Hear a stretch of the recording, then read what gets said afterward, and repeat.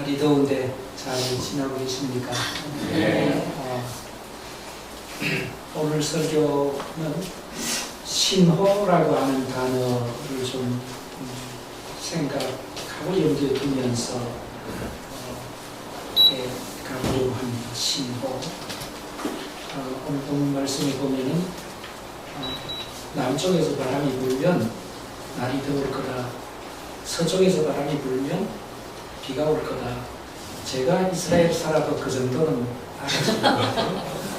서쪽에서 지중해에서 물을 머금고 바람이 올 거고, 남쪽에서 더운 바람이 불면 날이 더워지는 게 당연하죠. 신호를 알아채라, 그런 얘기인데, 시대의 신호도 알아채야 되는 거 아니냐라고, 시대의 징조를 날씨처럼 쉽게 알아봐야 되는데 왜 모르느냐. 이런 우리 시대의 징조는 뭘까요? 시대의 신호가 뭘까? 미국하고 중국이 저렇게 크게 대립을 하고, 그 대립의 와중에 홍콩이 아마 광주처럼 짓밟히는 그런 날이 오던지, 일본 회의라고 하는 그 거대한 정치 집단이 아베를, 정치 종교적 집단이죠. 저 신도주의 정치 종교적 집단이 외부에서 엄청난 자금을 대고, 그리고 아베를 중심으로 해서 재무장 헌법 개정이 일어나고, 그 거대한 국력이 군사화되어가는 그런 과정이 있고, 거기 맞서서 한반도에서 국방력을 증강시키고, 그러니까 거기에서 가만히 있지 못하는 북녘 땅에서 지금 미사일 만들어 쏘고, 이 시대는 어디로 갈 것인가 상당히 좀 군사적 대결, 그리고 시진핑과 아베와 김정은 배후에 굉장히 가부장제적 사고를 하는 사람들, 중국이라고 하는 거대한 일종의 저희 한반도의 경험에 비추어는 좀 단일해 보이는, 아마 실제는 안 그럴 수도 있는데, 거대한 그런 중국 중심주의라고 할까요? 이런 게 있고, 젊은 배우들도 자기는 좀 그렇게 생각하지 않는데 살아남기 위해서 중국 중심주의에 찬동하는 것을 소위 말해서 표현하는 그런 부분들도 보이고, 우리도 옛날에 그러지 않았나 그런 생각이 드는데, 아마 한반도와 북녘 땅, 중국과 일본의 이 거대한 역학관계, 또 러시아의 그 군사력 증강의 다양한 기술의 증강, 이런 모든 것들의 흐름이 결국 한반도를 중심으로 해서 거대한 충돌이 일어나지 않게 하려는 그런 시대의 어떤 흐름을 읽으면서, 여기서 우리가 어떻게 평화의 경지를 더 넓혀 가야 될까, 이런 질문이 우리에게 어쩌면 더 긴급하게 필요한 시대가 아닐까. 날씨는 그냥 알아보면서 왜 시대에 대해서는 심각하게 생각하지 않느냐라고 주님께서 말씀을 하시는데,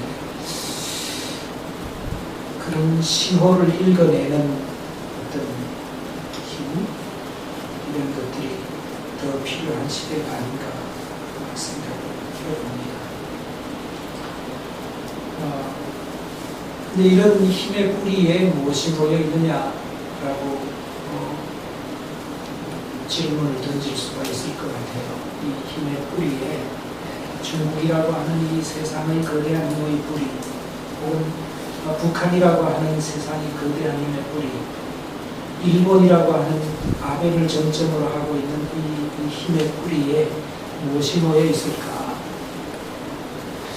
아마 그런 부분이 그 앞에 주님께서 하신 말씀 가운데 나타나 있지 않나 싶습니다. 내가 세상에 평화를 주러 온 줄로 너희들은 생각하지 마라. 나는 불을 주러 왔다. 근데 그 불이 어디서 작동하느냐?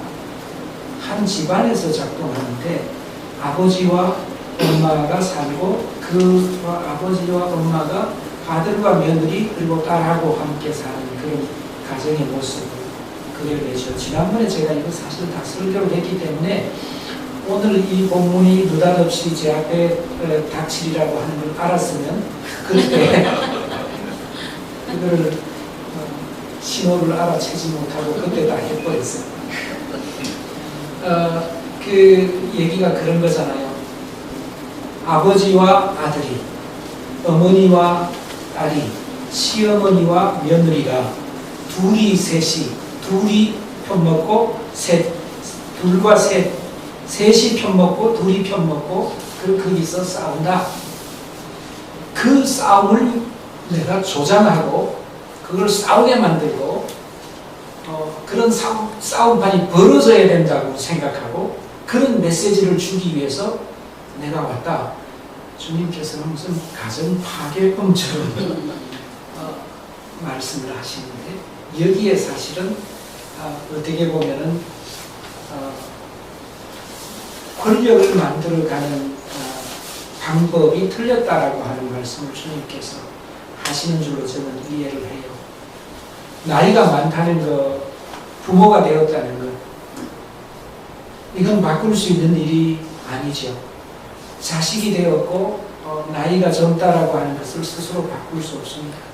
스스로 바꿀 수 없는 조건에 기초해서 어떤 사람은 더 많은 권력을 가지고 어떤 사람은 더 작은 권력을 가지는 세상이라고 한다면 인간의 진정한 깊이와 인간 존재의 어떤 그 고귀함, 인간 존재의 아름다운 모습이 거기서 만들어질 수 있겠느냐. 이런 방식에 의해서 굴복하고 이런 방식에 의해서 지배하고 우리 집사람이 옛날에 우리 딸이 어렸을 때 보니까 딸이랑 되게 싸우더라고요. 저렇게 엄마와 딸이 싸워요. 맨 마지막에 우리 집사람이 항상 야 내가 엄마니까 네가 내 말 들어야 돼. 거기서 전쟁이 끝나는 그런 권력. 그 권력이 인간을 꽃 피우는 권력이 아니고 인간의 그 섬세하고 그 논전 속에는 슬픔도 있고 욕망도 있고 아픔도 있고 주장도 있고 고집도 있고 관점도 있고 그런데 그런 것들을 하나씩 한결 한결 풀어가면서 그 내용에 기초해서 어떤 결론에 도달해야 되는데 그 내용과 상관없이 내가 엄마야 넌 내 말 들어야 돼 이걸로 끝장을 내면 아이의 인격 속에 진정으로 발달하고 꽃피워가야 할 마음가짐, 삶의 태도, 진실에 접근하는 방법, 따뜻한 마음을 불러일으켜가는 어떤 삶의 여정 이런 것들이 다 생략되고 그냥 따라가야 되니까 이 꽃 피우는 인격이 만들어질 기회가 없고 인간의 존엄성과 아름다움과 고귀함이 더 잘 가꾸어질 그런 기회가 주어지지 않는 거죠. 혹시 그런 기회를 넉넉하게 자기 자녀들에게 주셨나요? 권력을 함부로 사용하시고 그래서 결국은 자녀의 인격과 삶의 모습이 더 아름다울 수 있는 기회를 빼앗아버립니다. 좀 별로 좋아 보이지 않으세요? 혹시 그러시다면 어쨌든 간에 그런 권력이 사실은 가정에서만 작동하는 그런 방식의 권력의 작동 방식 가정에만 있는 게 아니고 사회에도 있어요. 야, 너 나이가 얼마야? 몇 살이야? 이런 방식 그리고 이게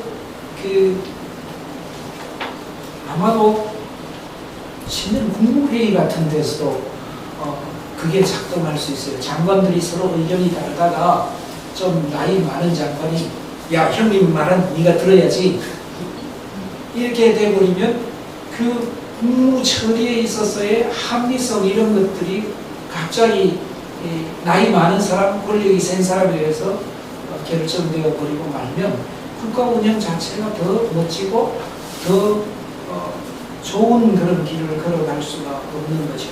그런 점에서 이 아베의 권력, 굉장히 가부장적인 권력이라고 생각이 됩니다. 그 배후에는 일본 회의가 있다는데 일본 회의는 신도이즘, 신도주의에 기초하고 있으니 이게 얼마나 오래되고 낡은 삶의 방식이 아닐까? 내가 편견일 수도 있는데 잘 모르면서 그러나 그게 한번 일본 제국주의의 맛을 본 힘이잖아요. 그런 힘이 작동해서 아베가 거기서 움직인다면 그것도 일종의 가부장제적 권력 작동 방식일 거라고 생각이 되고 비록 미국이라고 하는 거대한 적대 세력 앞에서 자신들의 전열을 정비해야 될 중국의 입장이긴 하지만 그 사회 내부의 다양한 욕구 대신에 일사불란하게 미국과 싸워서 이기겠다. 그리고 그 이김의 과정 속에서 홍콩에 있는 젊은 사람들의 피를 맛보겠다. 라고 하는 이런 방식의 권력작동 방식 역시 일종의 토론하고 협의하고 생각을 모아나가고 뜻을 갖추어가는 그런 과정을 생략한 채로 일방적으로 지배하고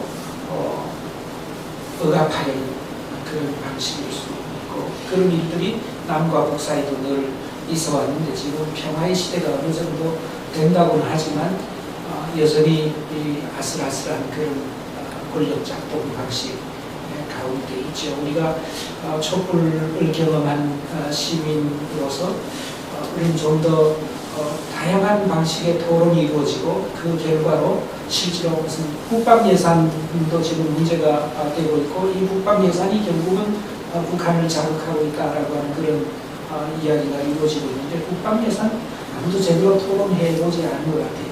의견을 나눠보지 않은 채로 어디에선가 밀어붙여졌지 그런 형편이 아닌가 그런 생각이 들어요.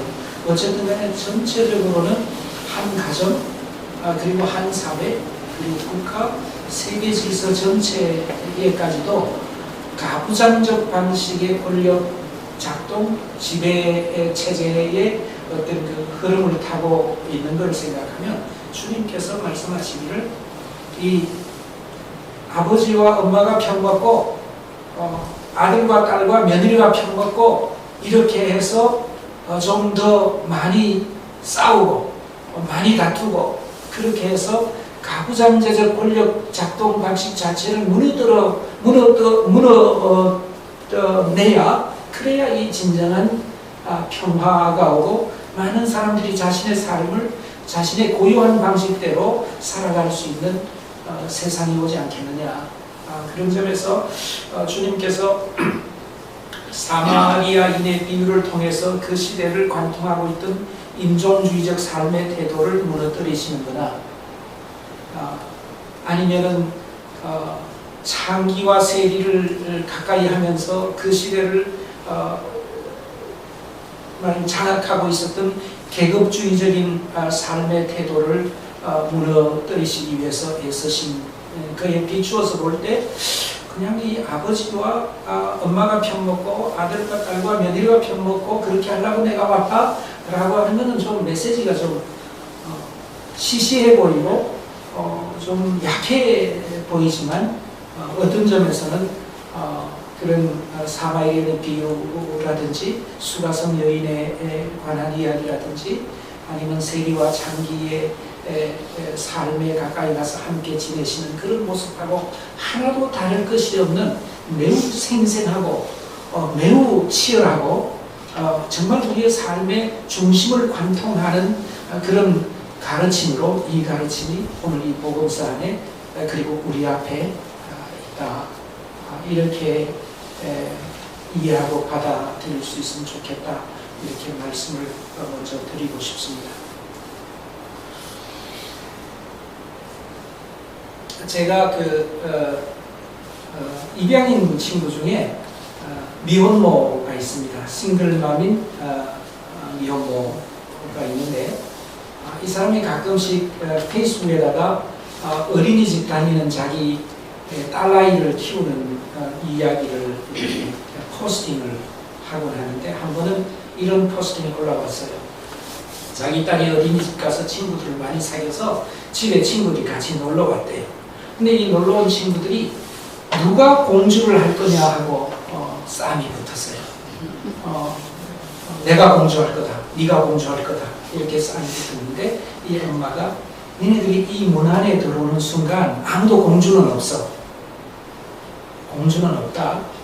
그리고 네가 잘하는 것, 네가 잘하는 것, 네가 잘하는 것, 이런 걸 잘 생각해보고 함께 잘하는 것을 힘을 모아서 함께 좋은 결과에 이룰 수 있도록 그렇게 하는 방식으로 자기가 나름대로 아이들을 좀 이끌어 보았다. 그런 이야기를 했어요.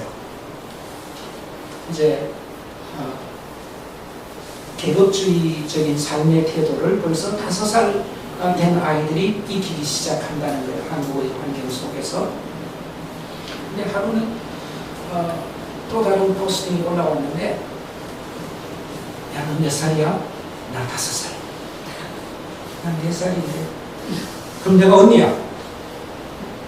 이렇게 해서 나이를 가지고 권력을 장악하는 그런 방식을 이 4살, 5살짜리 아이들이 벌써 익힌다라고 하는 걸 보면서 얘들아, 니네들이 이 문 안에 우리 저 연립주택에 사는데 이 연립주택 문 안에 들어오는 우리 이 문을 열고 들어오는 순간부터는 나이가 없어.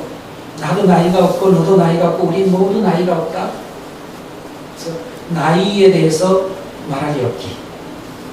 이렇게 해서 소위 말해서 나이를 통해서 권력을 장악하는 그런 방식 자체를 익히지 못하도록 그런 삶의 코드를 삶의 코드죠. 나이를 이용하는 나중에 공주병이 든다든지 계급주의에 젖어서 이런 그를 이 어린 나이의 인격과 삶 속에 좀 형성되는 일에 대해서 조심스러워하는 그런 태도를 보인 적이 있습니다. 얼마 전에 제가 저희 딸이 토론토에 사는데 카카오톡에 페이스톡이라는 게 있습니다. 그걸 가지고 이제 얼굴을 보면서 대화를 나누는 일을 하는데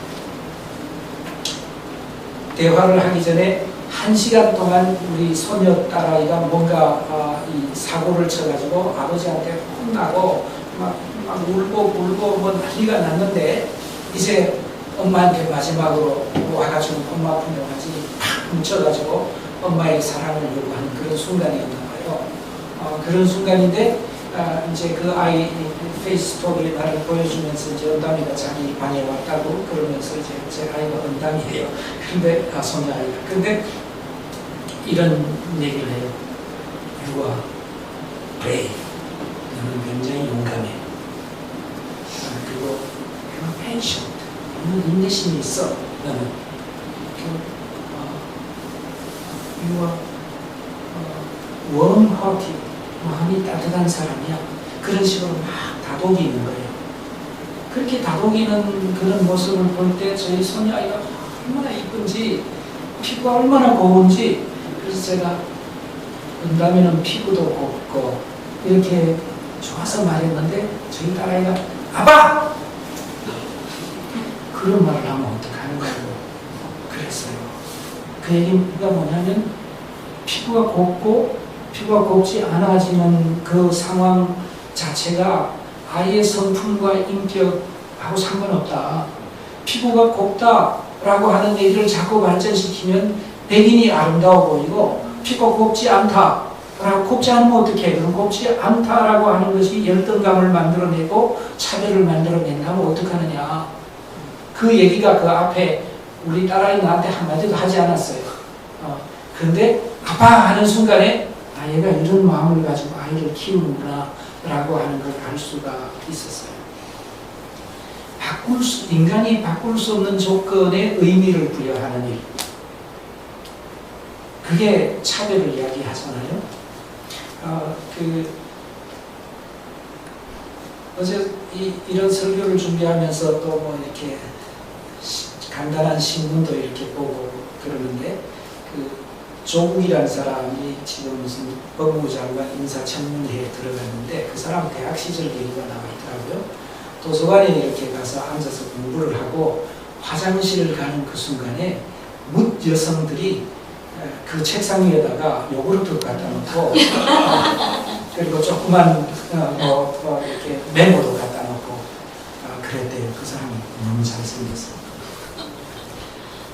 근데 이 사람은 이렇게 돌아와서 자기 책상 위에 막 뭐 귤도 있고 요구르트도 있고 무슨 여학생들이 보낸 쪽지도 있고 막 이게 막 널브러져 있으니까 되게 열등감을 느꼈대요. 왜냐하면 내가 이렇게 잘생겼다는 것 때문에 이렇게 다른 사람에게 없는 차별을 당한 불편함을 겪으라고 그늘지는 마음을 느꼈대요. 그 사람이 그런 순간에. 그럴 수 있을 것 같아요. 저는 차별을 받아보지 않아서 잘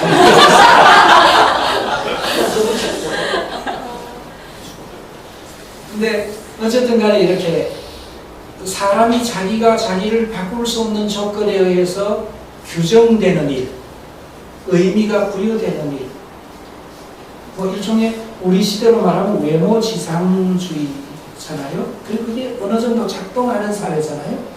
이게 작동하는 사회는 사실 악한 사회예요. 그래서 우리 딸아이가 피부 곱다라고 하는 말에 그만 기겁을 하면서 저희 입을 다물게 했습니다. 이게 일종의 신호죠, 신호. 자기가 가지고 있는 신호에. 근데 그 신호를 그런 가부장제적 스트럭처에 갇혀있는 그런 구조화되어 있는 그런 신호를 캐치하고 그런 신호에 따라서 삶을 구성하고 그런 신호에 따라서 권력을 향유하고 하는 이런 부분들에 대해서 우리는 좀 거리를 두고 다른 방식으로 삶을 설계할 필요가 있다. 죄송해요. 여기 잘생긴 분이 많으신데 제가 그들을 권력을 장악한 수단으로 사용하지 말라고 그렇게 저는 그런 기회가 없으니까 당연히 그렇게 말할 수 있죠. 그러지 마세요.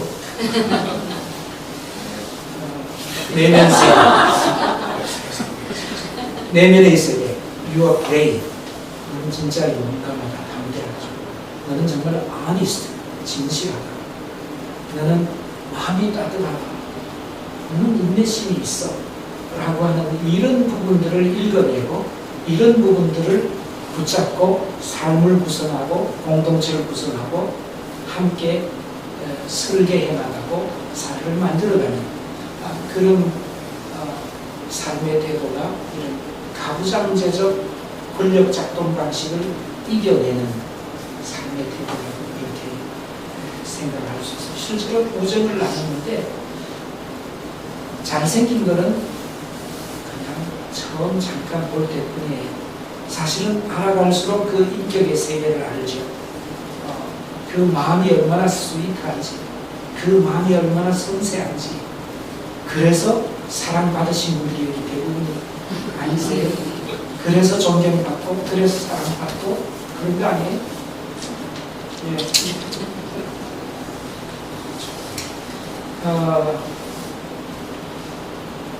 근데 우리는 이런 인식 체계에 사실 자유로워지기가 참 어려운 것 같아요. 최근에 저희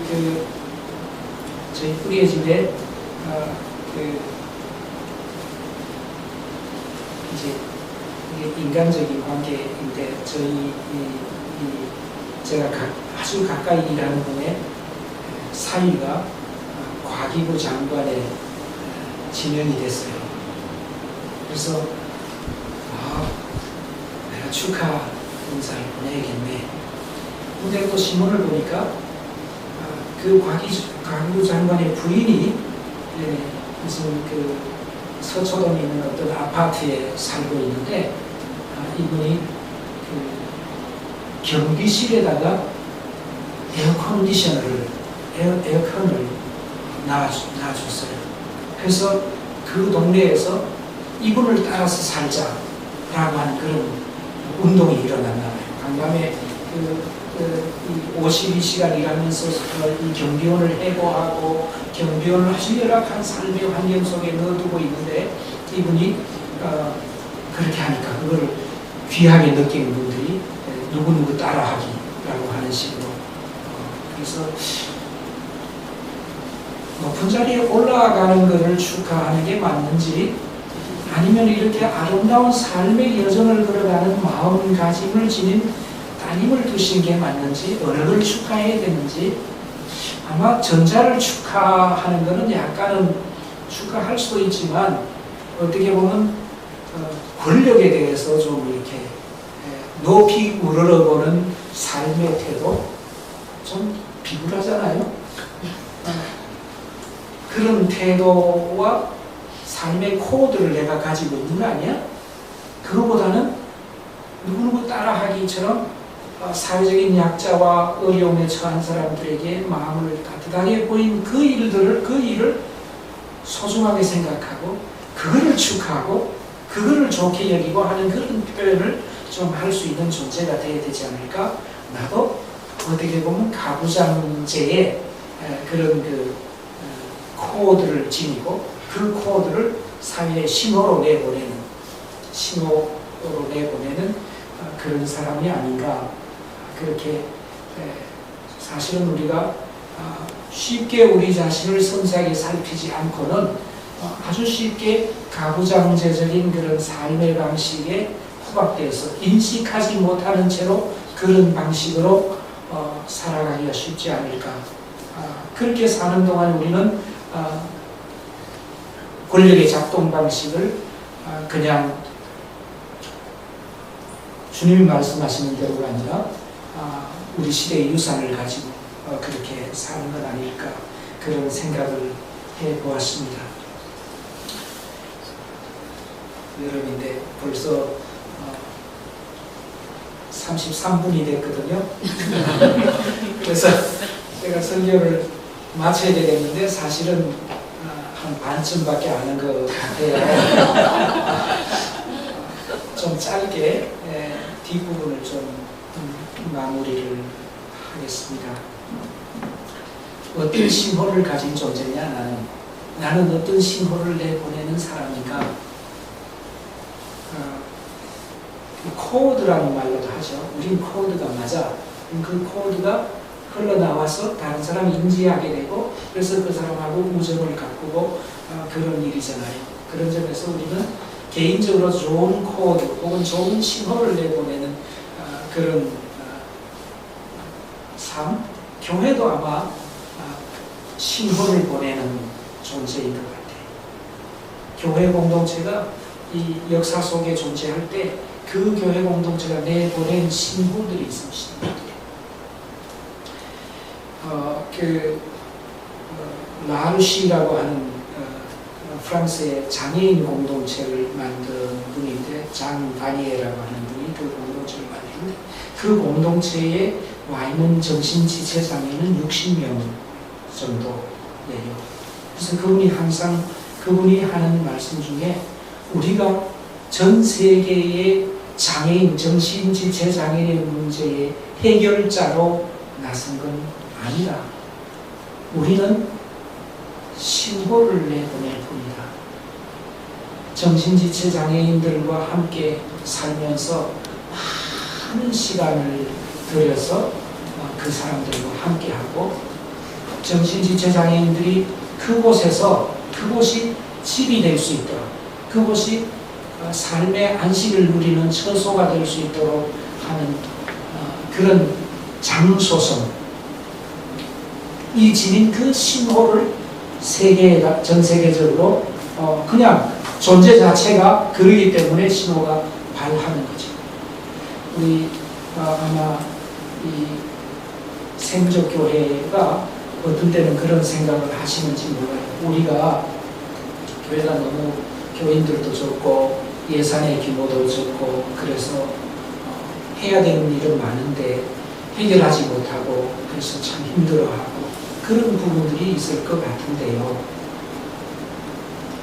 그보다 더 중요한 것은 이 교회가 어떤 신호를 세상에 내보내는 교회인가, 어떤 코드, 어떤 존재인가라고 하는 그런 문제. 가부장제에 젖어 있는 그런 교회로서 신호를 내보내니까 그런 권력 작동 방식에 따라서 신호를 내보내는 교회인가, 아니면 그런 권력 체계를 무너뜨리는 방식의 어떤 신호를 가진 교회인가. 그저께도 설교 제목 때문에 우리 황푸아 전도사님하고 카톡 메시지를 나눴는데, 목사님 빨리 주셔야 돼요. 제가 강남역에 가야 됩니다. 강남역에 그러면은 그 신문에 난 삼성 노동자 그이 때문에 가나 보네. 그렇게 생각했는데 주보에 보니까 그렇더라고요. 강남역 문제를 해결하러 간다 이렇게 생각하면 너무 스트레스가 클 것 같아요. 능력도 작고 거대한 삼성기업하고 다퉈야 되고 언제 결말이 날지도 모르고 그런 거죠. 해결자로서 존재한다기보다 어떤 삶의 방식을 선택했는지 그 선택하고 결단한 주님의 가르침을 쫓아서 구성된 우리의 삶의 방식이 그저 신호로 터져나가는 거죠.